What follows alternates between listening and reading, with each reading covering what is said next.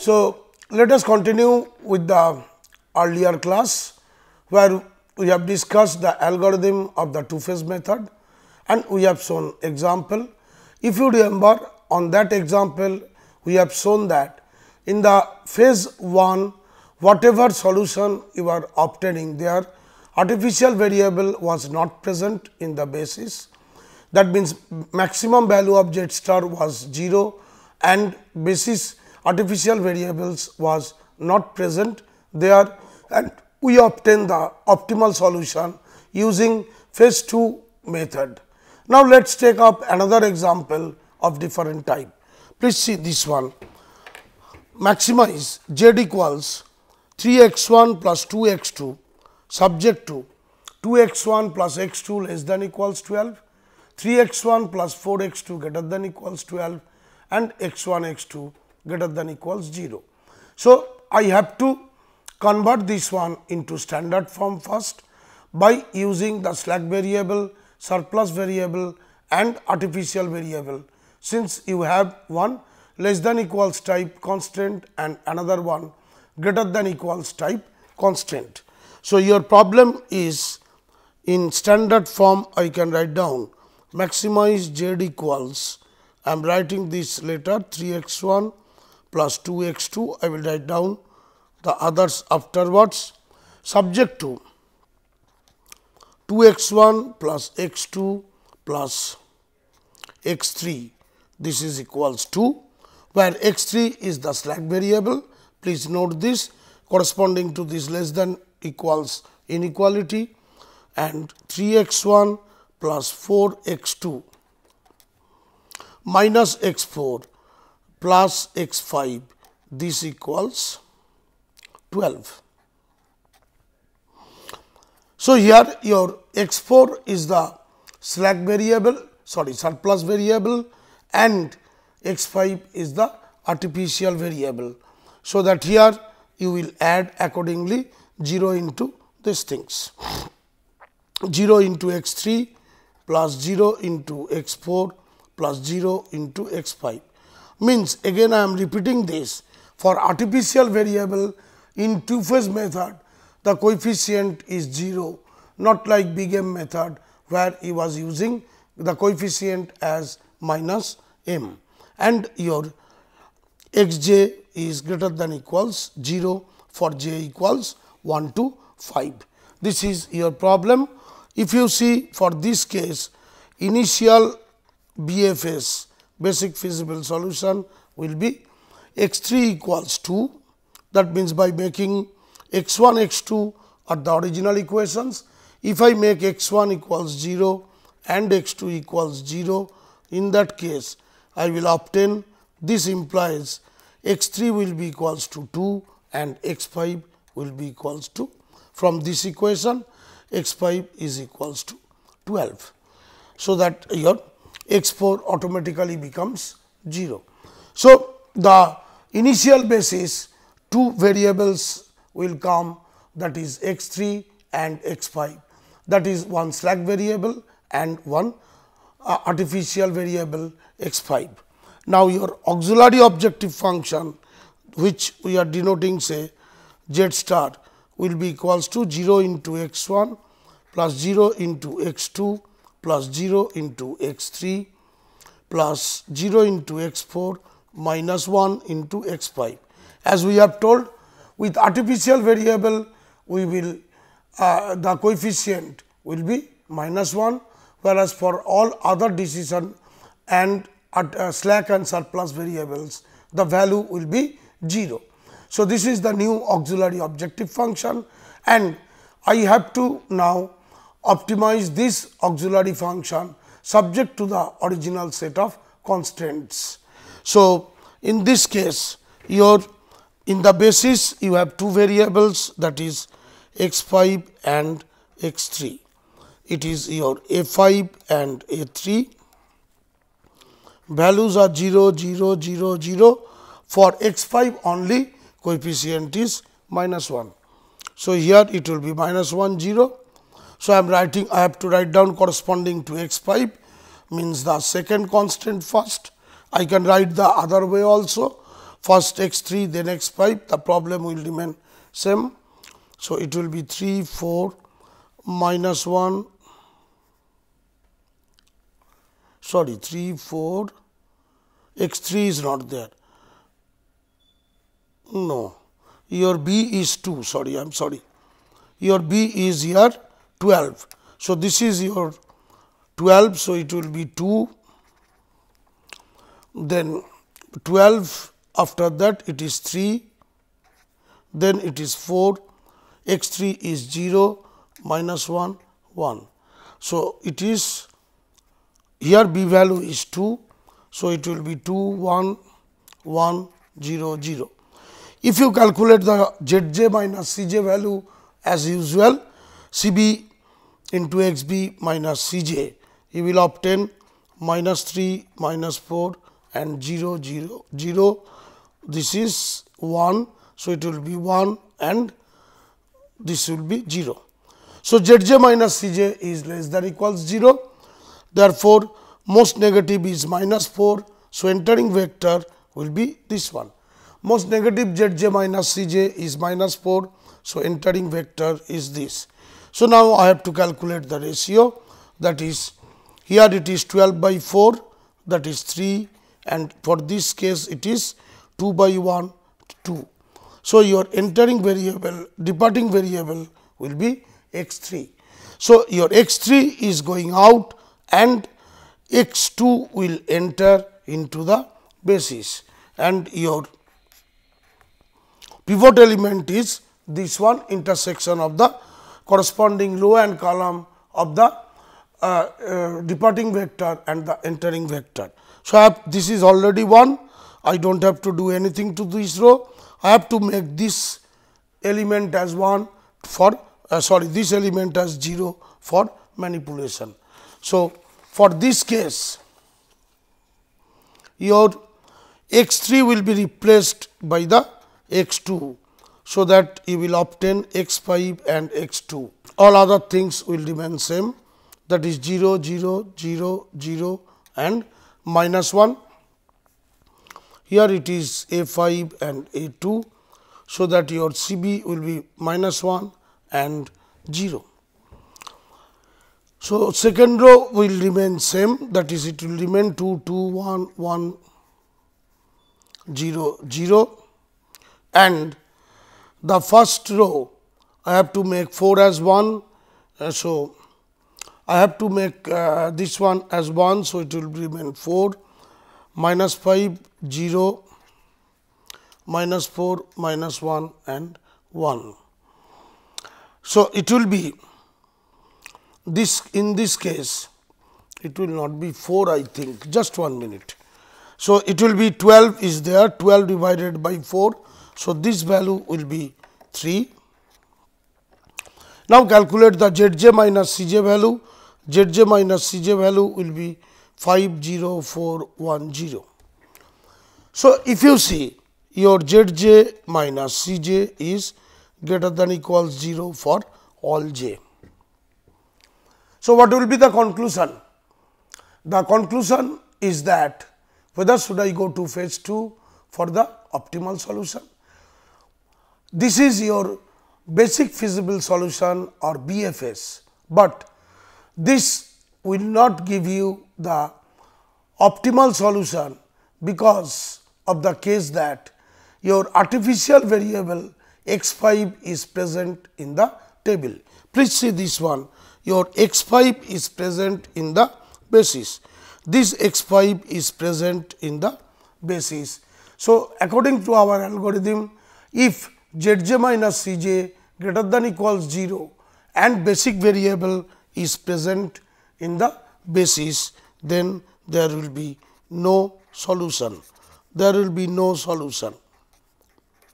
So, this is the second type of problem. Although zj minus cj is greater than equals 0, but the basic variable is present, artificial variable is present in the basis. Therefore, the problem will have no solution. We can check it graphically also. For this case, your problem was, if you remember, your constraints was 2x1 plus x 2 less than equals 2 and 3 x 1 plus 4 x 2 greater than equals 12. If I draw the graph of these things, I think there will be 1, 2, if I make it 2, somewhere 3, somewhere say 4, and in this case 1, 2 and 3. So, 2 x 1 plus 1 2, that means 1, and if x 1 0, x 2 is 2. So, one line will be this one, which is 2 x 1 plus x 2 equals 2. It is less than equals 2. So, this side.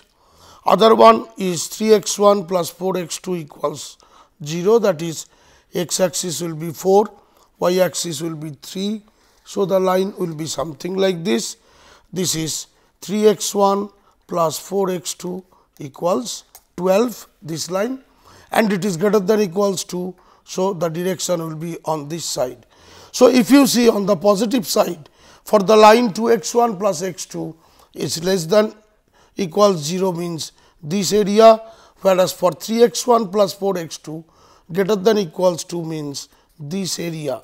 So, basically there is no region which is common to these two lines and the coordinate axis, or in other sense there is no feasible region, and if we know that if there is no feasible region, then there will be no solution of the problem, and which we have seen it by two phase method also. Without going to the second phase, on the first phase itself, whenever you have observed that Zj minus Cj is greater than equals 0, but the artificial variable is present in the basis. Therefore, we have concluded that there will be no solution for this problem, and this particular there is no need of going to phase 2, which we confirmed by the graphical method also, drawing the constraints on the two dimensional plane, that there is no feasible region or no area is common to both the lines as well as the positive coordinate axis. Now, let us take the other example, some other example of other type. Say it is z equals 2 x 1 plus 3 x 2 plus x 3 subject to these two equality constraints. So, here you do not have the less than equals or greater than equals constraint, but you have the equality constraints for both.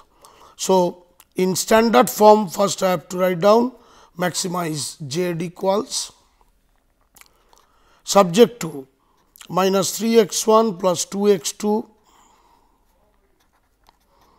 plus 3 x 3.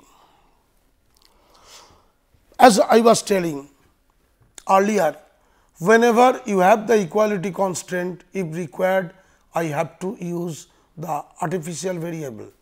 And please note that if I do not use the artificial variable from the given constraints, these two equality constraints, I cannot obtain the initial solution, initial basis or basic feasible solution. Because if I make all the variables x 1, x 2, x 3 equals 0, that is not satisfying my condition. So, we are adding some artificial variable for both. So, therefore, it will be plus x 4, and for the second one minus 3 x 1 plus 4 x 2 plus 2 x 3.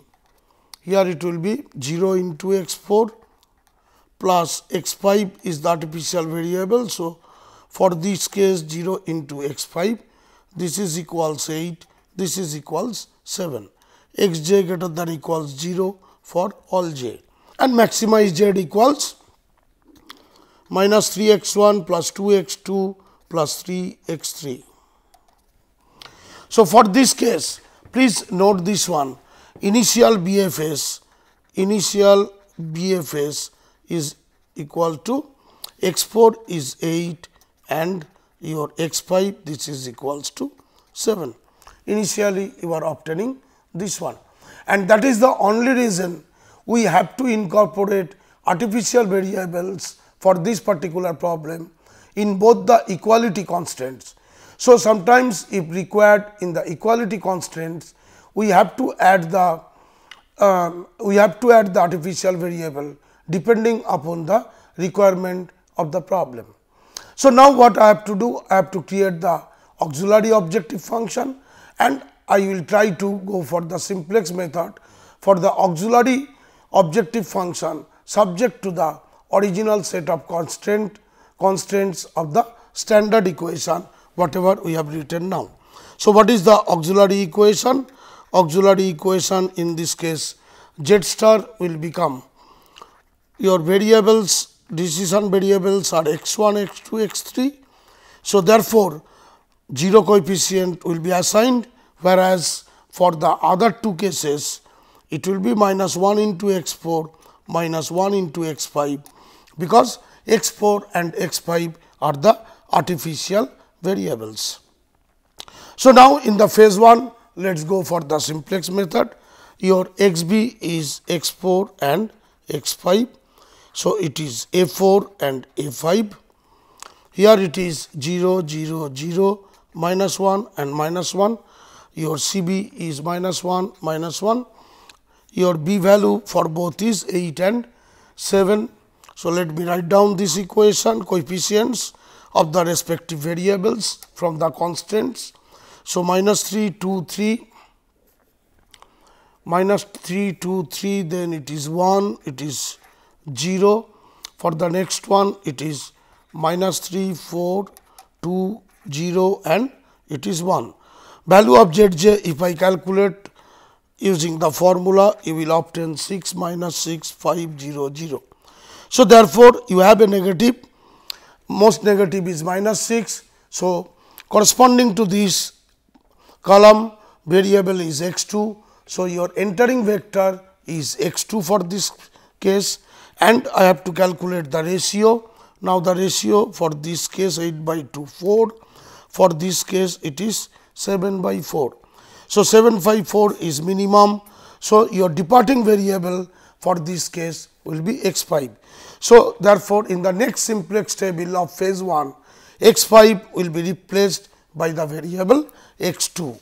So, you will obtain the table like this. X4 will be as it is, you will have x2. So, here you are writing a4 and a2. Here it is 0, 0, 0, minus 1 and minus 1. X4 coefficient is minus 1. For x2 it is 0. Sorry, in this case your pivot element was 4. That means, I have to make this element as 1 and all other elements of this column as 0 by manipulation of the rows. So, if I write down directly, I will obtain 9 by 2 minus 3 by 2, 0, 2, 1 minus half. For this case, you will obtain 7 by 4 minus 3 by 4, 1 half, 0 and 1 by 4. From here, if you calculate the zj minus cj value, zj minus cj value will be 3 by 2, 0, minus 2, 0 and 3 by 2. So, for this case, it is becoming again zj minus cj value is not greater than equals 0, one negative is still there.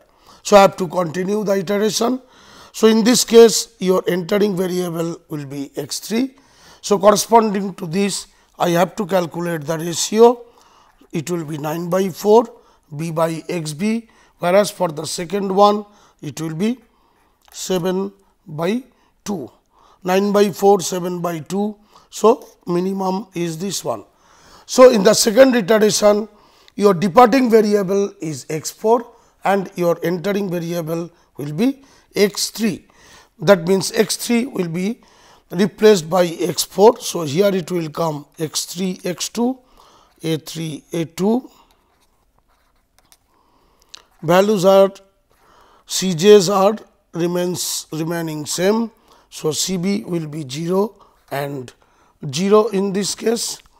So, here again if you see your pivot element is this one, your pivot element is half. So, therefore, I have to make this element as 1 and other elements as 0. So, I am writing this row at first. So, this row will become, I am sorry, not this row, not this one, I am sorry. Intersection is this point, this column and this row. So, pivot element is 2, not this one. So, I have to make this element as 1 and all other elements as 0. So, that you will divide by 2, you will obtain in this case 9 by 4 minus 3 by 4, 0, 1, half minus 1 by 4. To make it 0, you will have 5 by 8 minus 3 by 8, 1, 0, minus 1 by 4 and your 3 by 8. So, by making this one as 0, we are making this one, this as 1 and this element as 0, we are performing the row operations on these two. Now, calculate the Zj minus Cj value.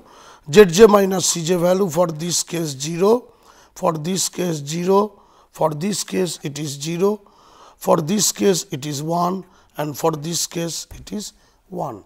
So, now your Zj minus Cj is greater than equals 0 for all j, that is x1, x2, x3 and x4. Now, in this case what is happening? All Zj minus Cj greater than equals 0 and no artificial variable is present in the basis. So, there will be basic feasible solution and we have to go for the phase 2 with the original objective function, that is original coefficients of the decision variables and other variables. So, let us go to the phase 2 of this. Now, on the phase 2, if you see, this table will remain as it is. Please note this one, the last table, that is this table, all the values will remain as it is. The only change will come on the Cj's, that is this coefficients now will be the proper one. And also note another thing, we had two artificial variables in our problem, x4 and x5, and the variables, artificial variables x4 and x5 are not present in the basis. Therefore, we will remove also these two columns, since artificial variable is not present over here. So, whenever we are going for this, we are having x3 and x2 and here it is a3 and a2, whereas the Cj values will be of your original problem was 2, 3 and 1. So, it is 2, 3 and 1 will come as a coefficient for the variables x1, x2 and x3. So, we are writing here 2, 3 and 1. So, you are obtaining this as 1 and this as 3. So, correspondingly the values will remain same, that is 9 by 4 minus 3 by 4, 0 and 1, and the values for x4 and x5, if you see, we have removed the values for x4, sorry, the columns for the artificial variables x4 and x5 from here, since the artificial variables x4 and x5 are not present in the basis. So, the next one is 5 by 8 minus 3 by 8, next one is 1 and it is 0. If I calculate the Zj minus Cj value now, Zj minus Cj value will be 1, that is minus 3 by 4 minus 9 by 8 minus 2. So, it will become minus 13 by 8. This one will be 0, 3 minus 3, it is 0. For this case 1, this is 0. So, 1 minus 1, 0. So, here if you see your Zj minus Cj is not greater than equals 0. That is one value which is negative. So, in this case your x1 will be the entering vector. Your x1 will be the entering vector. Therefore, I have to calculate the ratio.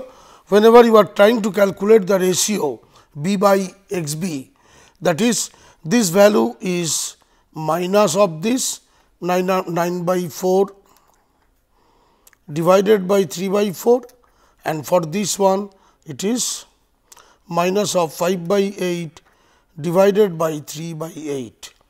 Please note this one.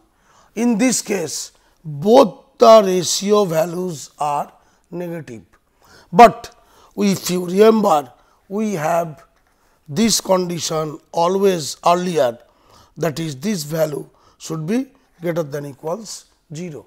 This should be 0 or positive, this cannot take negative values, and whenever this takes the ratio takes negative values, both are negative here, and if the both are negative, that means I cannot take the negative values here. Since I cannot take the negative values, that means I cannot enter or I cannot depart any variable here. So, please see the situation where I have an entering vector, but what will be the departing vector, that is not clear. That is x3 can be departed or x2 also can be departed. Therefore, in this type of cases, whenever your ratio is negative or infinity, in that case, if both all the ratios are negative or infinity, you will have unbounded solution. That means, no optimal solution, always we will be obtaining the unbounded solution. So, this is another case where if the ratio is less than equals 0 negative, then the solution will not be present there and you will obtain the unbounded solution.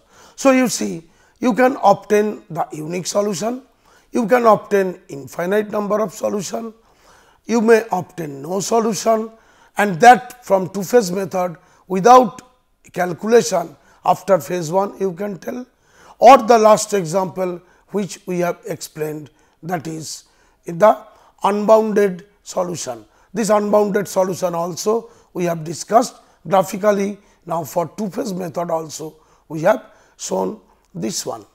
So, I hope it is clear the two phase method. In the next lectures, we will discuss some special cases of linear programming problem.